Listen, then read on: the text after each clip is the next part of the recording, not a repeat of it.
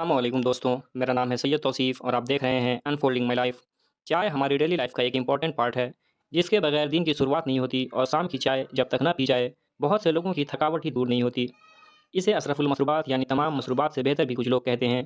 लेकिन इस अशरफुल मशरूबात की खोज कैसे हुई? आज की इस वीडियो में हम आपको चाय की हिस्ट्री के बारे में बताएँगे।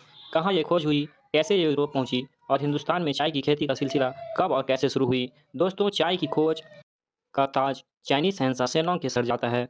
उसने 2737 ईसा पूर्व में पहली बार चाय खोजी। इनके 2 वाक़यात बहुत मशहूर हैं। पहला ये कि शहंशाह अपने सफ़र के दौरान गलती से जहर वाली जड़ी-बूटी खा ली, जिससे उनकी हालत ख़राब हो गई। अचानक कहीं से एक पत्ता उड़ता हुआ आया और उनके मुँह में चला गया। बादशाह ने इस पत्ते को चबा लिया। जैसे उन्होंने इस पत्ते को खाया, उनकी तबीयत पहले से बेहतर होना शुरू हो गए। वो पत्ता उसे जहर का तोड़ जो था, उन्होंने चबा लिया। वो चाय की ही पत्ती थी, जो उनके मुँह में जा गिरा था और उनकी जान बच गई थी। लेकिन दूसरी वाक़यात के मुताबिक बादशाह शेनांग अपने एक सफ़र के दौरान थक कर एक पेड़ की छाँव में कुछ देर आराम के लिए बैठ गए और अपने मुलाजिम को हुक्म दिया कि उनके लिए पानी उबाला जाए कि अचानक हवा के झोंके से कुछ पत्ते उड़ते हुए आए और उस उबलते हुए पानी में जा गिरा, जिससे पानी का रंग बदल गया। ये देखकर बादशाह बहुत ही हैरान हुआ और उन्होंने पीने का फ़ैसला कर लिया। वो पानी थोड़ा कड़वा ज़रूर था, लेकिन बहुत ही रिफ्रेशिंग लगा उन्हें। अब ये कहानी किस हद तक सही है, ये तो कोई यकीन के साथ नहीं कह सकता।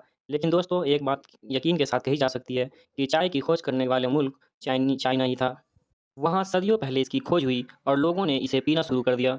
206 ईसा पूर्व से 220 ईस्वी तक हैन डायनेस्टी के कब्रों में चाय के बर्तन भी खोज हो चुके हैं। लेकिन दोस्तों, चाय सबसे पहले मेडिसिन के तौर पर यूज़ हुआ करती थी। हान डायनेस्टी के लोग चाय को एज़ अ मेडिसिन यूज़ करते थे। हान डायनेस्टी में पहली बार चाय चाइनीज़ के कौमी यानी नेशनल ड्रिंक के तौर पर जाने जाने लगे। ये मशरूब यानी ड्रिंक चीन के लोगों में काफ़ी फ़ेमस हो चुका था। इसका अंदाज़ा इस बात से लगाइए कि 8वीं सदी के आखिर में 8वीं सदी में लुयू नाम के एक आदमी ने चाय के ऊपर एक मुकम्मल किताब लिख दिया, जिसका नाम था द क्लासिक ऑफ टी लुयू। 18वीं सदी में ये डिस्कस चल रहा था कि चाय सेहत के लिए अच्छा है और या नहीं। इस दौर में हम मेडिकल रिसर्च से ये जानते हैं कि रोज़ाना 3 से 4 कप चाय पीने में आपके सेहत को बरकरार रखने में मदद करता है। लेकिन ऐसी मालूमात 250 साल पहले चाय पीने वाले लोगों के लिए दस्तयाब नहीं थी। उस दौर में दौलतमंद लोग ख़ास तौर पर परेशान थे कि कहीं चाय का ज़्यादा इस्तेमाल मेहनत और उबासी का कारण न बन जाए। ये बहस 19वीं सदी तक चलती रही, लेकिन इसी सदी के आखिर में इस बहस का खात्मा हो गया। तो अब बिजनेस मीटिंग्स में चाय बाकायदगी से पेश की जाती है। 19वीं सदी के बीच तक बर्तानिया एक मजबूत एम्पायर बन चुकी थी। इसकी दुनिया के एक बड़े हिस्से पर हुक्मरानी कायम थी। इंडिया पर भी ब्रिटिश राज कायम था। इसीलिए ईस्ट इंडिया कंपनी हर तरह के ट्रेड के लिए ज़िम्मेदार थे। लेकिन इसे चाय की पत्ती महँगे दामों में चीन से खरीदना पड़ता था और फिर लंबे समुद्री रास्ते से इसका डिस्ट्रीब्यूशन चाय के दामों में बहुत ज़्यादा प्राइस को हाई कर देता था।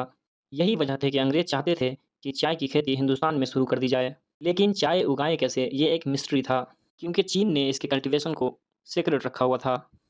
ये राज़ बस चीन के पास था कि चाय की पत्ती कैसे उगती है और इसे कैसे खेती की जाती है। तो दोस्तों, चाय की खेती का राज़ जानने के लिए ईस्ट इंडिया कंपनी का जासूस रॉबर्ट फॉर्च्यून 1848 यानी 1848 में चाइना गया। रॉबर्ट एक एक्सपर्ट बॉटनिस्ट था।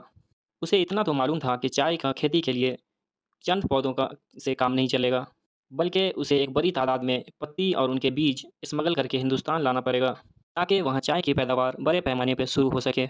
लेकिन उसके साथ-साथ उसे चीनी मज़दूरों की भी ज़रूरत थी।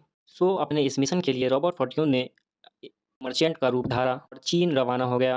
उसने चीनी स्टेट फौजियान का रुख किया, जहाँ के पहाड़ों में सबसे बेटर काली चाय उगती थी। रॉबर्ट का यह मिशन कामयाब रहा और चीन जाकर उन्होंने चाय का कुछ पत्ती, बीज और मज़दूरों को हिंदुस्तान ले आए। ईस्ट इंडिया कंपनी ने अपनी निगरानी में चाय की पत्तियों को आसाम में उगाना शुरू कर दिया। ऐसे ही दोस्तों, हिंदुस्तान में चाय का कल्टीवेशन का शुरुआत हुआ। दोस्तों, आपको ये वीडियो पसंद आया हो तो लाइक, शेयर और सब्सक्राइब कर दीजिएगा। Thank you.